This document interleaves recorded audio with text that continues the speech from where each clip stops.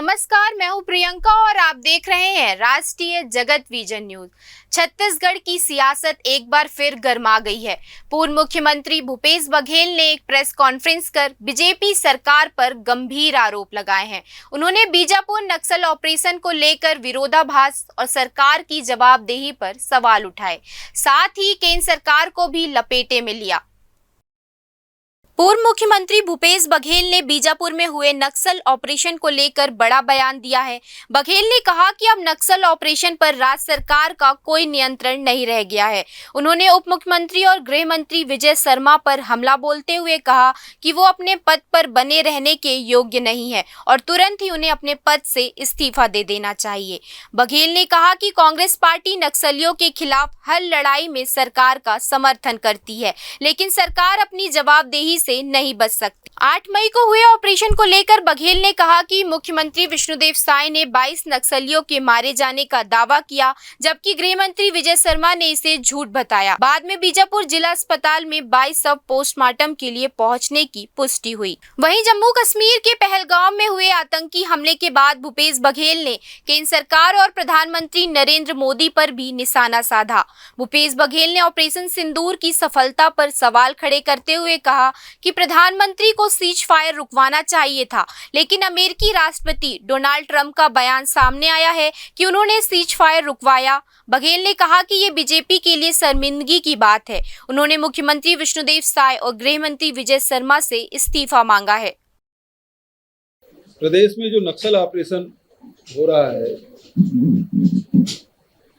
समय समय पर जब भी मुठभेड़ होते रहे हैं, तब तक मीडिया के माध्यम से जवानों के द्वारा की गई कार्रवाई का समर्थन किया गया और सरकार के साथ नक्सल ऑपरेशन में हम लोग साथ में रहे। हम लोग आपत्ति तभी करते थे जब कोई निर्दोष मारा जाता था, फर्जी इनकाउंटर होते थे, उसमें हम लोगों ने विरोध दर्ज किया है।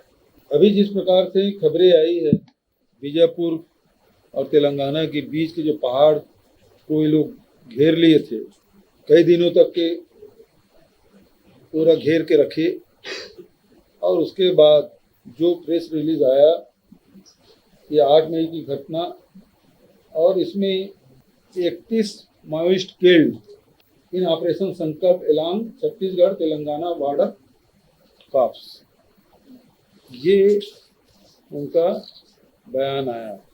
दूसरी तरफ बात ये है कि 8 मई को मुख्यमंत्री जी ने कहा कि ऑपरेशन संकल्प सफल रहा और 22 नक्सली मारे गए, और तत्काल बाद उप मुख्यमंत्री जिसके पास गृह विभाग भी है,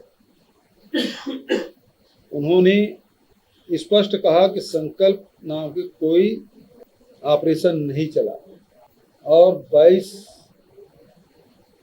नक्सली मारे गए, ये खबर नितांत झूठा और भ्रामक है। इसके बाद न मुख्यमंत्री की तरफ से कोई सफाई आया, न गृह मंत्री की तरफ से कोई सफाई आया, लेकिन सभी मीडिया में ये दोनों खबरें चली। और अब आपको बताया कि 31 माओइस्ट किल्ड, ये प्रेस नोट जारी किया गया पुलिस के द्वारा। इसमें 12/5 को भी जारी किया गया, जिसमें 20 लोगों की हत्या की खबर है। पहली खबर 31 की है, पहली खबर 22 की है, दूसरी खबर 31 की है, तीसरी खबर 20 की है। अब सरकार ये कह रही है 22 लोग मारे गए, अब 31 लोग मारे गए, ये आंकड़े अपने आप में विरोधाभास। फिर ये खबर है कि बीजापुर के मरचुरी में 20 शव रखे गए, जिसमें से 11 की पहचान कर ली गई। 20 में से 11 की पहचान कर ली गई, 11 की पहचान बाकी है। यहाँ पे भी विरोधाभास है। जब 20 में से 11 की पहचान कर ली गई तो 11 कैसे बचेगा, और 9 बचेगा, इसमें भी कह रहे हैं। फिर तीसरी बात ये आती है कि ये जो 20 लोग हैं या 22 लोग हैं या 31 लोग हैं, उसके नाम क्या क्या है, उसके परिजन कौन कौन है। 11 लोग, जब 20 लोगों के, अब इसमें आता है 20 लोगों की आइडेंटिफाई कर ली गई, पहचान हो गया, तो 20 के 20 100 क्यों नहीं सौंपे गए उसके परिजनों को?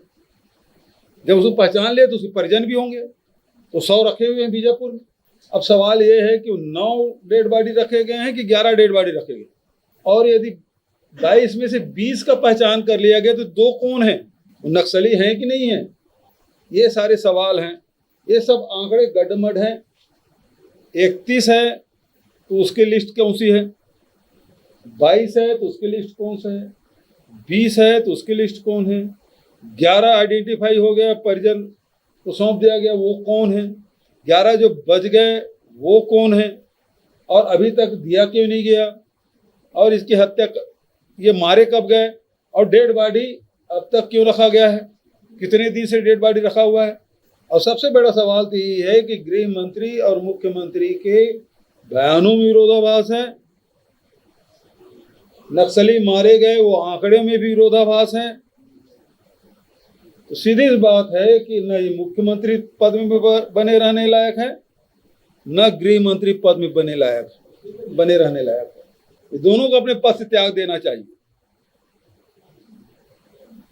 क्योंकि न मुख्यमंत्री जो बयान दिए हैं उसका खंडन नहीं किए, उसका खंडन तो उप मुख्यमंत्री ने कर दिया।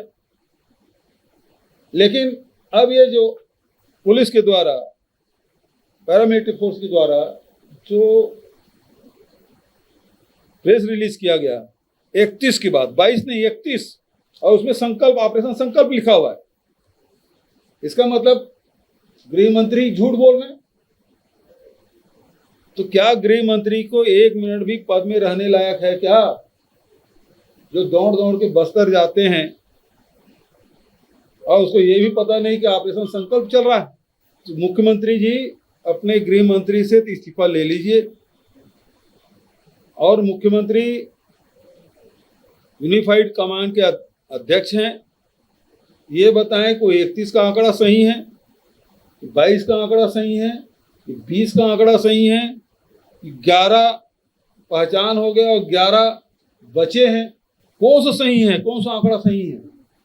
इसका मतलब ये है कि सरकार या भारतीय जनता पार्टी खुद मान रही है कि सरकार के जो फैसले हैं वो गलत हैं। उन्होंने स्वीकार कर लिया। जनता के बीच में इस घटनाक्रम में सरकार के खिलाफ वातावरण गया, जबकि हमारे सेना के बहादुर जवानों ने जो पराक्रम, जो शौर्य दिखाया है, प्रत्येक भारतीय उस पर गौरव करता है।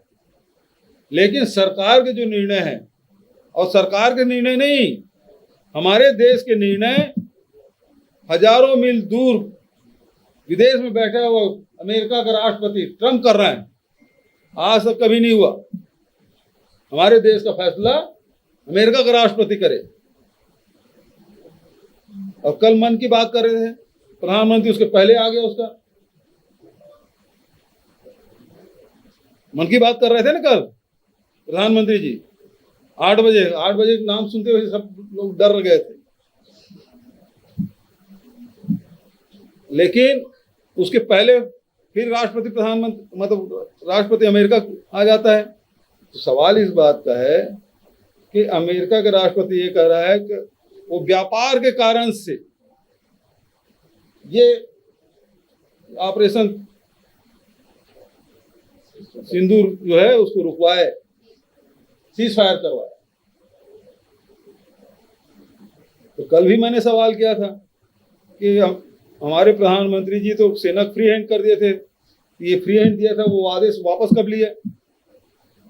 क्योंकि यदि वापस नहीं लिए होते तो सीज फायर के बाद भी जो पाकिस्तान ने आक्रमण किया, 300-400 ड्रोन गिराए, वो उसका मुंहतोड़ जवाब देते हमारी सेना। इसी बीच प्रधानमंत्री सेना के बीच भी पहुंचे हैं। हाँ? कौन? पहलगाम क्यों नहीं गया प्रधानमंत्री जी? तो गए थे अपने दौरा रद्द करके। और हमसे सवाल पूछा जाता है कि मुंबई में हमले में आपने क्या किया? मनमोहन सिंह जी ने वहां एनएसजी उतार दिया था, सारे आतंकवादी मारे गए और कसाब पकड़ा गया, और यहाँ प्रधानमंत्री जी ने गृह मंत्री को उतार दिया। पहलगाम में एनएसी क्यों नहीं उतारे? वो 300 किलोमीटर दूर है, पहलगाम से सीमा में है। उन जंगलों में यदि एनएसी उतार देते, वहां फोर्स की कोई कमी नहीं, यदि उसकी घेरा कर देते तो 5 आतंकवादी पकड़े जाते कि नहीं पकड़े जाते? प्रधानमंत्री जी ने गृह मंत्री को उतार दिया। मनमोहन सिंह जी और नरेंद्र मोदी में अंतर ये है, वो एनएसी उतारे और सारे आतंकवादी खत्म कर दिए, और एक आतंकवादी पकड़ा गया, ये तो अभी तक के नाम नहीं बता पाए वो आतंकवादी कौन है।